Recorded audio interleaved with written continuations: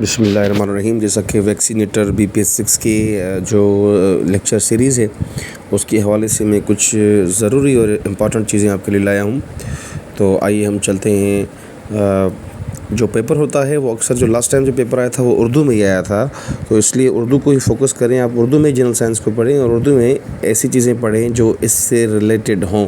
तो मैं जो चीज़ें दे रहा हूँ इंशाल्लाह इसी लेवल की टेस्ट होगी और इसी तरीके की टेस्ट होगी। तो आज सबसे पहले हम कहते हैं कि भाई प्लेटलेट्स का काम होता है। प्लेटलेट्स क्या है भाई? सबसे पहले तो हमें ये मालूम होना चाहिए प्लेटलेट्स जो हैं वो खून का एक खुलिये का टाइप है। खून में 3 तरह के खुलिये होते हैं। कौन से? White blood cells, red blood cells और प्लेटलेट्स।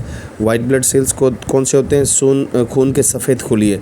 और उसके बाद जो रेड ब्लड सेल्स हैं खून के सुर्ख खुलिये। और तीसरे नंबर पर प्लेटलेट्स होते हैं। तो प्लेटलेट्स क्या करते हैं? इंजमाद खून करते हैं, मतलब आपके खून को जो है जमाने में काम करते हैं। तो यहाँ पर है मुनजमद खून बनाना।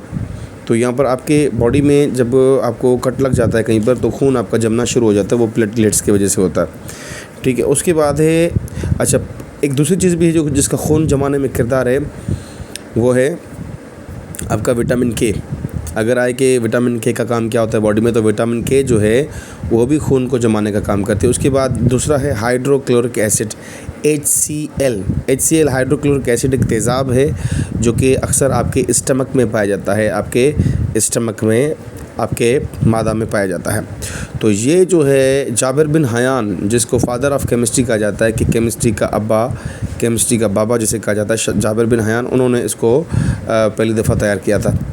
उसके बाद बायोलॉजिकल कीमियाई अमल होते हैं। देखें बायोकेमिस्ट्री में हम खास करके क्या पढ़ते हैं कि भाई मॉलिक्यूल्स हमारी बॉडी में कैसे टूटते हैं और बनते हैं। ठीक है, यानी कि कोई बड़ी चीज़ है, मैक्रो मॉलिक्यूल्स टूटते हैं और उनसे माइक्रो मॉलिक्यूल्स बनते हैं। तो इसमें एनाबॉलिज्म और कैटाबॉलिज्म होता है, जिसको मेटाबॉलिज्म भी हम कहते हैं। मिला के मेटाबॉलिज्म होता है और मेटाबॉलिज्म में 2 तरह के केमिकल रिएक्शन होते हैं। एक होता है कैटाबॉलिज्म जिसमें टूट फूट होती है, और दूसरा होता है एनाबॉलिज्म जिसमें चीज़ें जमा हो रही होती हैं। मिसाल के तौर पर मैं आपको बताऊँ कि सूरज की जो रोशनी है जिसको हम ज़ियाई तालीफ़ कहते हैं, सूरज की रोशनी से जब पौधों पर वो पड़ती है तो ज़ियाई तालीफ़ का अमल होता है, जिसको फ़ोटोसिंथेसिस कहते हैं, ज़ियाई तालीफ़। उसमें क्या होता है कि सूरज की रोशनी को जो पत्ते हैं पौधे के, पत्ते हैं प्लांट के, वो क्या करते हैं? एब्ज़ॉर्ब कर लेते हैं और अपनी शुगर वहाँ से बना लेते हैं।